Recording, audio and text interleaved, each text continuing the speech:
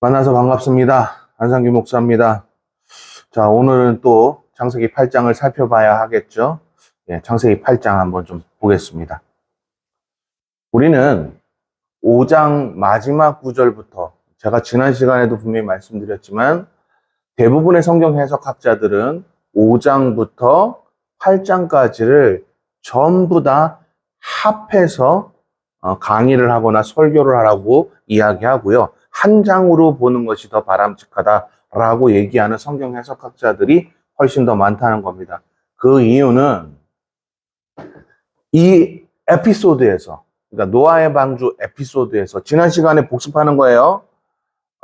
이 노아의 방주 에피소드에서 우리가 어떠한 것을 완벽하게 선택하고 그렇지 말아야 하는지 경각심을 주는 메시지가 단락단락마다 똑같기 때문입니다. 그렇다면 8장도 뭐겠어요? 연속성이다 라고 생각하면 참 쉽겠죠? 그죠? 예, 한번 봅시다. 하나님께서 노아와 그와 함께 방주 안에 있던 모든 들짐승과 가축을 기억하시고 땅에 바람을 보내시니 어땠다고요? 물이 줄었습니다. 자, 일단은 1절에서 바람이라는 개념이 등장했어요.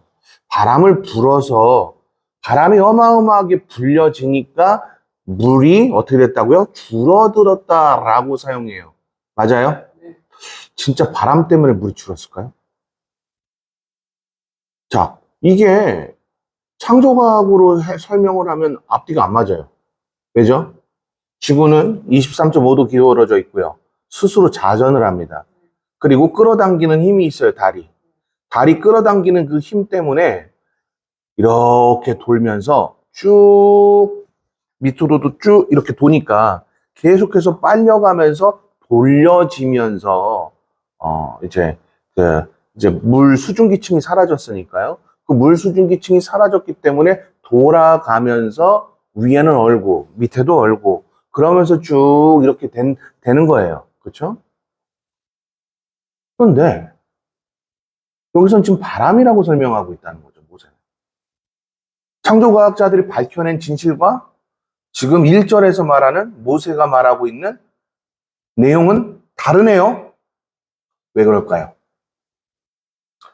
분명히 성경이기 때문에 창조과학자들이 밝혀낸 그 진실과 맞아야 될 거 아니에요. 근데 안 맞잖아요. 물이 너무 많은 상태라서 이제 빨리 하지 않아요. 자, 그래서 우리가 고대 근동의 배경을 이해해야 된다는 거죠. 자, 고대 근동의 배경에서요. 하나님이 손이 있나요? 영이신데? 손이 있어요? 없어요? 없죠. 손이 뭘 강조하는 거죠? 그분의 일하심, 권능 이런 것들을 상징하죠. 바람이 그때 당시에 뭘 상징했는지를 이해해야 돼요. 명령이에요. 그 명령에 응해서 물들이 줄어들었다라는 이 개념은 결국 순리적으로 하나님이 약속하신 대로 그 약속에 의해서 그 모든 것들을 다 이루시겠다고 작정하고 보내신 하나님의 능력이었다는 것으로 초점을 맞춰서 설명하고 있는 거예요. 이렇게 설명한 사람이 바로 세이레머입니다. 그러니까 고전책이지만 성경 해석에 대해서 저자의 의도를 명확하게 밝힐 수 있는 이러한 책들을 신학자들 뿐만이 아니라 목회자들이 읽어야 하는 거예요. 근데 목회자들이 이걸 안 읽었기 때문에 이거를 이해하지 못했던 거죠. 또 이걸 발견하지 못했던 사람들도 있었을 거예요. 나 8장 읽으면서 이거 처음 봤다 손 들어보세요.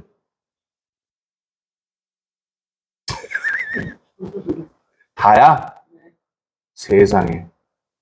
안복신 목사님, 우리는 이거 다 알고 있죠? 최 목사님. 안복신 목사님 알고 있었습니까? 네, 우리는 다 알고 있죠?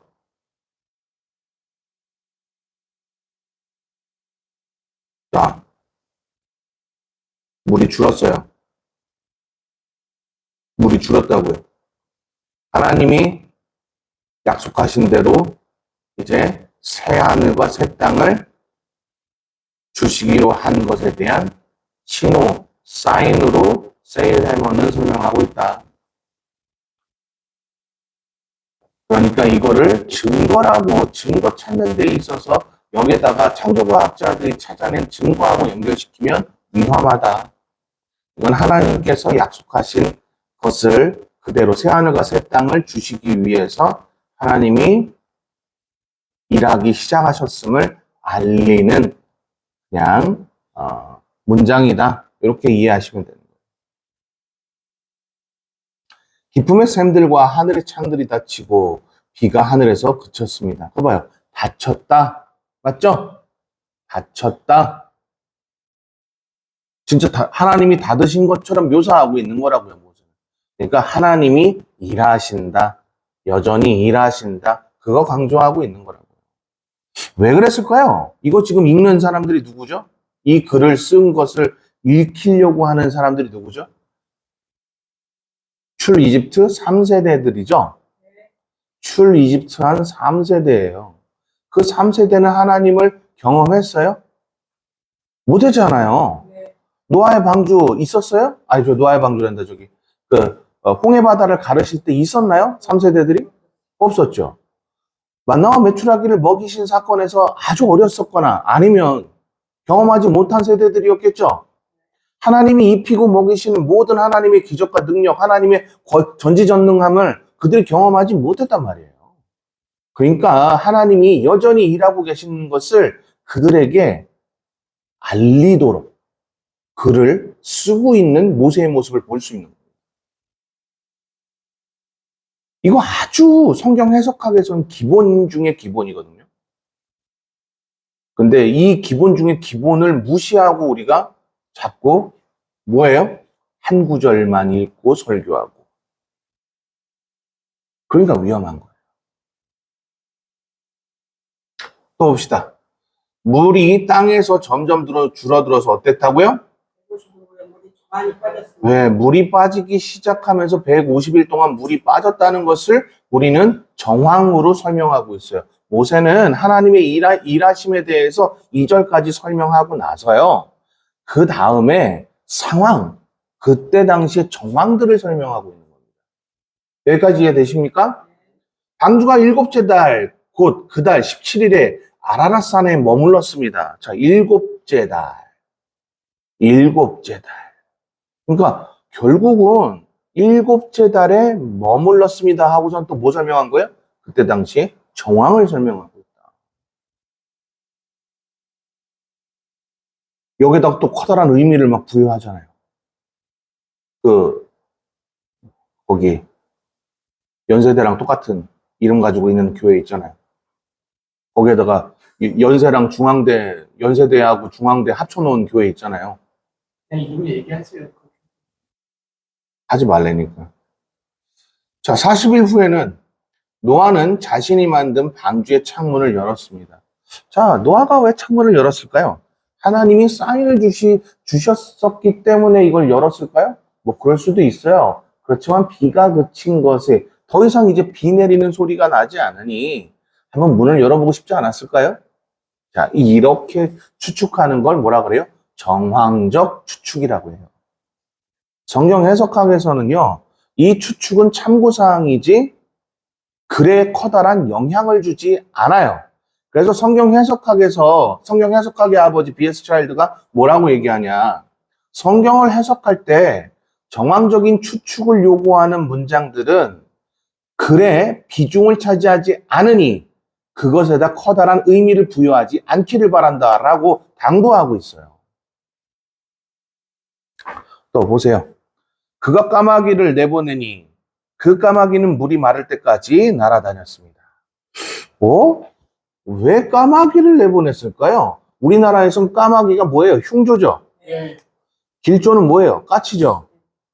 근데 미국이든 그러니까 신본주의 국가라고 할게요, 그냥.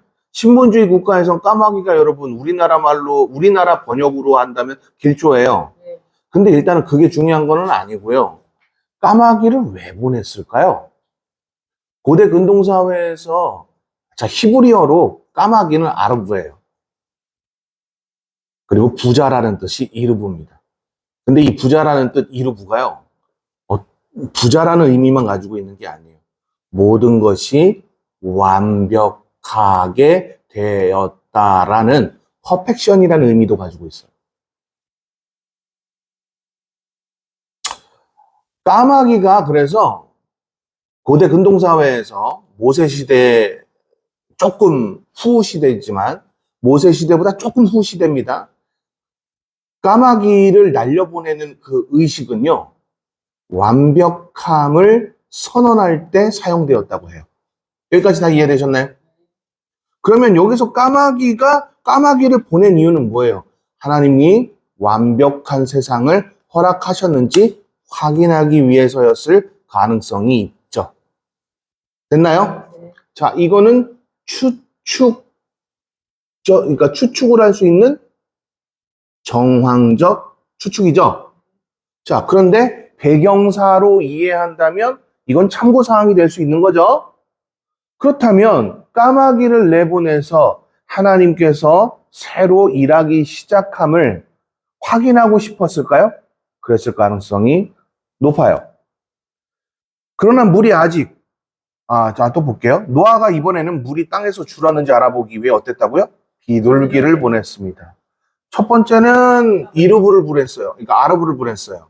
두 번째는요, 비둘기를 보냈어요. 그쵸? 자, 왜 이때 당시에 까마귀하고 비둘기가 뭘 상징하길래 그랬을까요? 예, 여러분, 유대인들이 사고하는 까마귀와 비둘기의 차이점을 혹시 알고 계실까요? 오늘날에도 고대 근동사회에서 나타난 문헌들이나 이런 것들을 봐도, 자, 우리는 어때요? 까마귀가 혹시 편지를 이렇게 막 날아가가지고서 편지를 막 배달하고 그러나요? 우리는? 아니요, 여기는 모르는 아니에요. 이거는 여러분 유럽 쪽에서 했던 기술들이잖아요. 예. 근데 여러분 히브리권이나 아니면 메소포타미아 문명 쪽이나 갈대아 쪽에서는요, 까마귀를 통해서 어떤 특정한 인물에게 무언가를 무언가를 이제 보낼 때 사용을 했다고 해요. 비둘기는요, 집비둘기하고 여러분 들비둘기가 있었어요. 그때 당시에. 집비둘기는 키워가지고서는 하나님께 예물을 드리는 가난한 자들을 위해서 하나님이 허락하신 거고요. 물론 집비둘기를 키울 수 없는 사람들도 있었어요. 그 정도로 가난했던 사람들이 있었어요. 이런 사람들은 전적으로 어떻게 해야 돼요? 고엘에 의지했었어야 돼요. 고엘 제도에. 자, 이거는 뭐 다 알고 있는 사실이니까 넘어갈게요. 비둘기는요, 또 날려보내는 의식이 뭐였냐면, 그러니까 가까운 곳을 가요, 비둘기는. 까마귀는 멀리 가고요. 그래서 얘는 뭐 편지를 보내거나 아니면은 비둘기는 그 갈대아나 이 히브리권 안에서는 편지를 보내거나 뭐 물건을 매달아 가지고 사람들한테 전달하거나 할 때는 절대 사용할 수가 없어요, 비둘기는. 힘도 없고 까마귀가 힘이 세요, 여러분. 그거 모르시죠? 까마귀는 여러분 이만해요. 비둘기는 여러분 아무리 닭비둘기라도 요만하잖아요. 그렇죠? 예, 힘이 없어요. 날아갈 때 날아가다가 혹시 다른 사람한테 뺏길 수도 있잖아요. 그렇죠? 근데 까마귀는 여러분 용맹합니다. 그것도 알고 계셔야 돼요. 그래서 여러분 비둘기를 보냈다라는 거는요, 어떤 걸 확인하기 위해서일 가능성이라고 얘기하냐면 그러니까 피트 팀에서 이 부분에 대해서 비둘기에 대한 자료들을 모은 게 있어요. 그 자료들을 모은 것에서 확인한 결과 비둘기의 용도를 어느 정도 추측을 하게 됐어요. 자, 추측이라 그랬죠? 그러니까 참고사항이라는 거예요. 자, 비둘기는요, 오늘 너무 내가 고고학을 갖다 쓰나요? 아니, 7장을 고고학을 했더니 사람들이 그냥 난리가 나서 다 좋아해요. 너무 많이 하나? 어려울 것 같아요. 아무수 목사님, 이 정도면 괜찮아요? 아니면 어때요? 오케이. 그 정도면 괜찮아요? 오케이. 자, 제가 고고학자라고 성경 해석학자면 성경 해석학만 하지 왜 고고학 이야기도 막 이렇게 일단 좋아. 해봅시다, 그러면. 되는지 안 되는지 또 메일이 또 올 거 아닙니까? 그러니까 한번 오늘은 고각을 조금만 더 첨가해 봅시다, 그러면. 그 문헌을 피츠에서 이제 자료들을 모아 본 거예요. 자료들을 이렇게 모아서 확인을 해보니, 문이 왜 안 열려 있나요, 저기? 피츠 팀에서 이거를 확인을 해보니까요, 비둘기는요, 그러니까 그 위험한 요소들이 주변에 있는지 없는지를 확인할 때 사용을 했다 그래요. 왜냐하면 비둘기는요, 자기가 가까운 곳에 좀 위험한 지형이나 경계해야 될 그 무언가가 있으면은요, 그것들에 대해서 집요하게 물어온다는 거예요. 그걸 물어온다는 겁니다. 여기까지 이해되셨나요? 여기까지 다 이해되셨죠? 오케이. 그렇게 이해하시면 돼요. 그러니까 까마귀를 보냈을 때는 아직까지 물이 근처에 확실하게 메마르지 않았다라는 거 판단했기 때문에 까마귀를 보낸 거예요. 그 다음 비둘기를 보낸 건 이제 이 정도쯤 되지 않았을까라고 확인해 보기 위해서 보낸 거예요. 자, 9절 한번 봅시다. 그러나 물이 아직 온 땅 위에 있었기 때문에 비둘기가 앉을 곳을 찾지 못해 방주에 있는 어떻게 했다고요? 노아에게로 돌아왔습니다. 그렇죠. 자, 그래서 피트 팀에서 발견한 그 문헌들을 종합해서 이거하고 참고사항으로 확인해 보면, 아, 그랬었겠구나라는 것이 어느 정도 확인이 되는 겁니다. 노아는 손을 내밀어 비둘기를 받아 방주 안으로 다시 들입니다. 맞아요? 그러니까 오해하지 마세요. 옛날에 이거 가지고 한 모시기 목사라고 돌아가신 한 모시기 목사가 그 얘기 했었죠. 여러분, 까마귀는 날려보내니 들어왔습니까? 안 들어왔습니다. 비둘기는 들어오죠? 이렇게 비둘기는 순종을 상징하는 사람이고, 순종을 상징하는 뭡니다. 여기서 말도 안 되는 알레고리를 막 얘기했잖아요. 그렇죠. 순정 얘기 많이 했어요. 네. 그쵸. 이거 그런 의미 아니에요. 우리가 문맥 읽어보면 그런 거하고 전혀 상관없다는 걸 알 수 있잖아요. 그래서 여러분 제가 꼭 잊지 말라고 유튜브에다가도 제가 한 여러 번 얘기한 것 같은데 행과 행간 확인하라. 단락, 그쵸. 단락 확인하라. 문장 확인하라. 그쵸. 그리고 이제 우리 박사과정에서는 제가 어떻게 하죠? 구도 만들어 보고 문장이 절도 만들어 보고 이런 거 저런 것들 다 확인시켜 주잖아요. 성경 해석과 그 시간에. 그러니까 여러분 제가 대학원에서 강의하듯이 여러분 하면 여러분 아마 머리에 지근지근 할 거예요. 자, 어찌됐건 절대 그 내용 아닙니다. 10절 봅시다. 노아가 7일을 더 기다려 비둘기를 방주에 다시 내보냅니다. 그 비둘기가 밤이 되자 그에게 돌아왔는데 어땠다고요? 그 부리에 오? 자, 일단 앞뒤가 안 맞아요. 왜냐하면 물이 가득 쌓여 있었죠. 여러분, 물이 마르고 땅이 완벽하게 되려면 바다에 뭐가 있죠, 지금? 소금이 있죠, 소금물. 올리브나무 자라요? 아무리 씨를 하나님께서 새로 뿌렸다고 해도? 그쵸? 이런 정황들을 하나씩 확인해 보면, 아, 하나님이 지금 뭐 하고 계시다는 거예요? 다시 새롭게 하고 계시구나. 그러니까 예전에 있던 나무들의 씨앗을 가지고 뭔가 키우시고 하신 게 아니구나. 다시 지금 무언가를 만드시고 무언가를 하셨구나. 우리가 지금 그거를 알 수 있게끔 모세는 지금 이 글을 쓰고 있는 거예요. 그러니까 가나안 전국 세대들한테 3세대들한테요. 니네가 확실하게 이해해야 할 것은 하나님이 일하신다예요. 하나님을 신뢰하면 하나님이 일하신다라고요. 여기에서 지금 여러분 올리브 나무 잎을 물고 왔다는 것은요. 지금 여러분 소금기가 가득하면 식물이 살 수 있나요? 당연히. 이치적으로 생각해도 이건 당연한 사실이에요.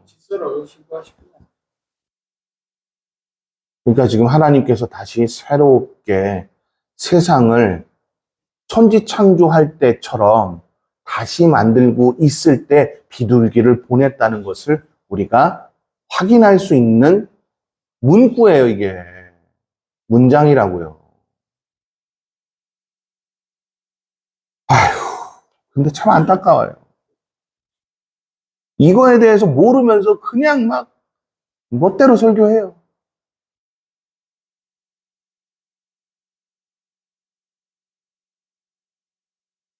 12절 봅시다. 그가 다시 7일을 기다렸다가 비둘기를 내보냈는데 비둘기가 돌아왔어요? 안 돌아왔어요? 돌아오지 않았어. 완벽하게 됐다는 거죠. 그러면 그 한 목사님 어떻게 설명할 거예요, 이거 비둘기? 얘 안 돌아왔네?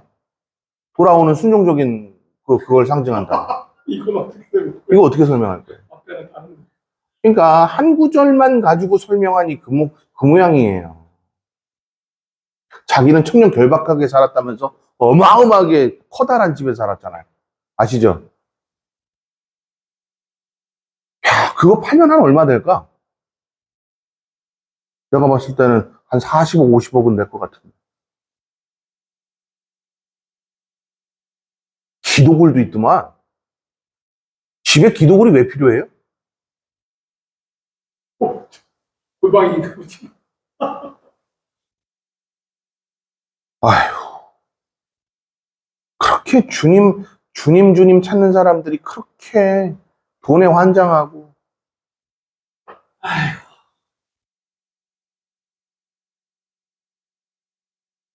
또 봅시다. 601년 첫째 달, 곧 그 달 1일에 땅 위에 물이 말랐습니다. 자, 완벽하게 이제 하나님이 일하시고 있는 것들이, 그러니까 재창조 사역이라고 제가 분명히 말씀드렸어요. 조직신학자들도 이 8장 가지고 재창조 사역이라고 얘기해요. 그러니까 여러분, 조직신학자들, 성경 해석학자들 전부 일치하게 그렇게 설명하는데, 목사들이 말을 안 들어먹는 거예요.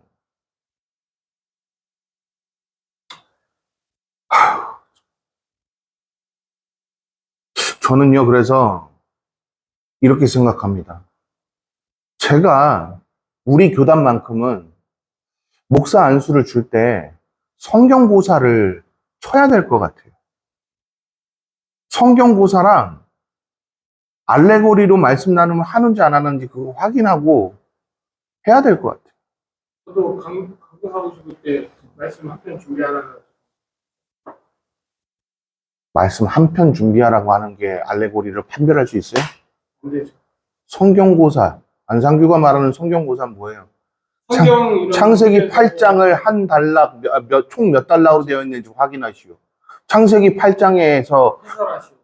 그렇죠. 자, 다음.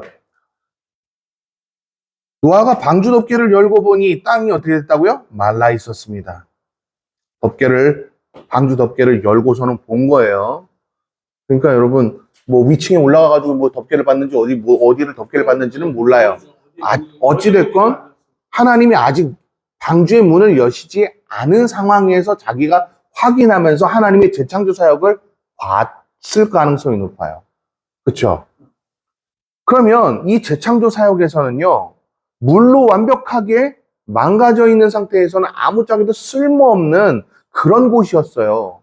근데 다시 나무를 하나님이 만드시고, 그러니까 무에서 유를 만드신, 그러니까 유에서 유를 만드신 게 아니고 무에서 유를 만드시는 작업이 다시 한번 일어났다는 것을 모세는 설명한 거라고요. 여기까지 다 이해되셨죠? 다음, 그때 둘째 달 그달 27일에 땅이 완전히 말랐습니다. 그때 하나님께서 노아에게 말씀하셨습니다. 너는 내 아내와 아들들과 내 며느리들과 함께 어떻게 하라고요? 방주에서 나와라. 자, 그 다음에 하시는 거 보세요. 너와 함께 있던 모든 생명들, 곧 새들과 짐승들과 땅 위에 기는 모든 것들을 데리고 나와라. 그것들이 땅에서 새끼를 많이 낳고 수가 불어나 땅 위에 번성할 것이다. 그 다음 보세요. 노아가 그 아들들과 그 아내와 그 며느리들과 함께 방주에서 어땠다고요? 나왔습니다. 하나님이 명하시자마자 하나님이 문을 닫으신 걸 여셨겠죠? 그래서 나온 거라고요. 자, 이걸 가지고도 우리가 하나님의 절대 주권에 대해서 명확하게 이해할 수 있는 게 있어요. 그게 바로 뭐냐? 하나님은 끝까지 책임지셔서 완벽하게 될 때까지 인간을 보호하시잖아요. 그렇죠? 책임지고 계시는 모습이 등장되고 있지 않습니까? 다음. 모든 생물들, 곧 모든 짐승과 모든 새와 땅에서 기는 것이 다 그 종류대로 방주에서 나왔습니다. 자, 여기까지가 또 한 단락이에요. 그 다음 또 봅시다. 노아가 야훼를 위해 제단을 쌓고 정결한 짐승들과 정결한 새들 가운데 몇을 잡아 제단 위에 번제로 드렸습니다. 아멘.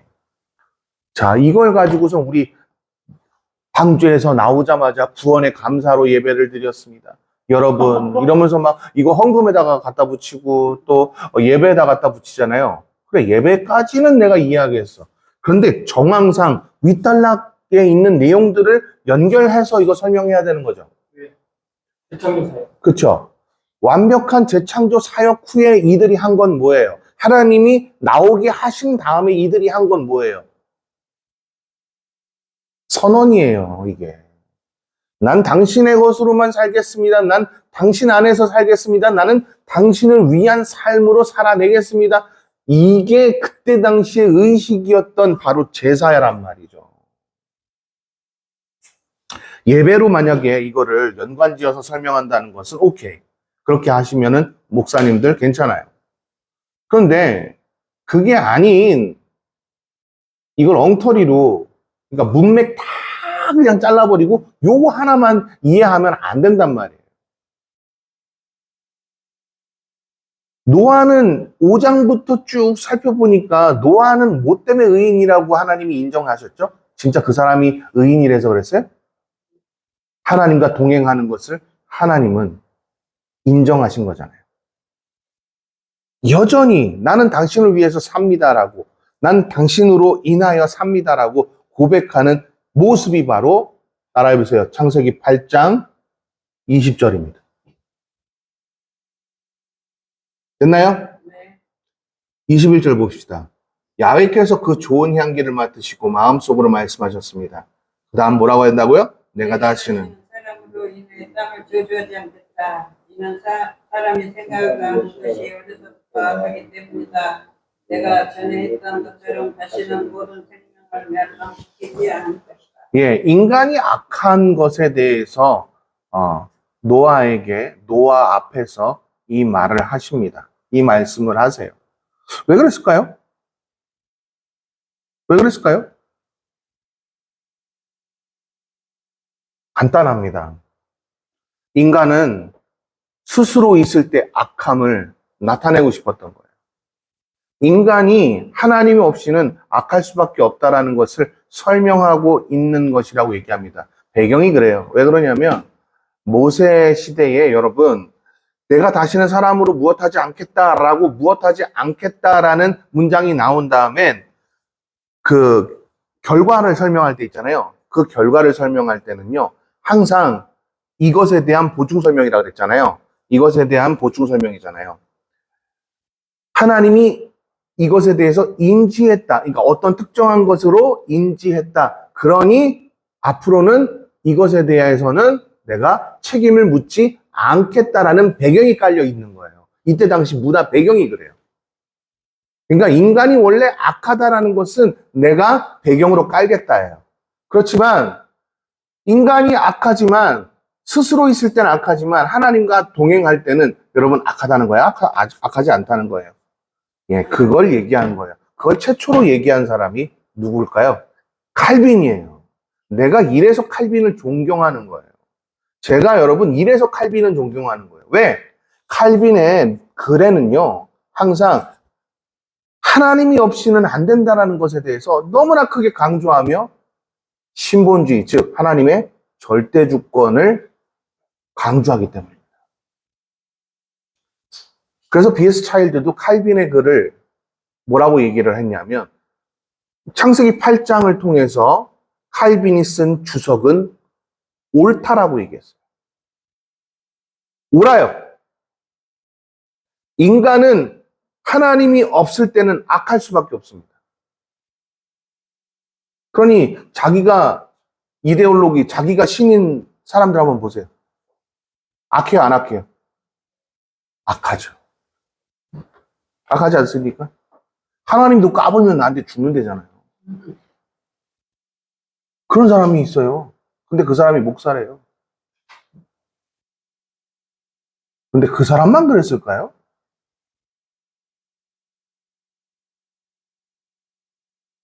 자, 다음 봅시다.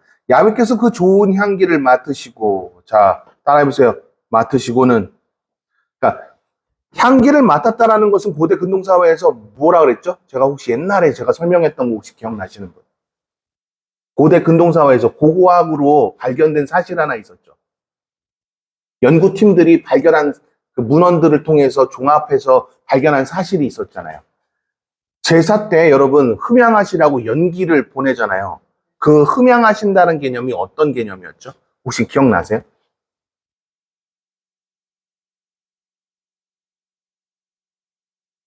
너를 인정하겠다죠. 너를 인정하겠다. 그래서 여러분 연기, 즉 하나님에게 향기 나는 제사라는 표현 쓰잖아요.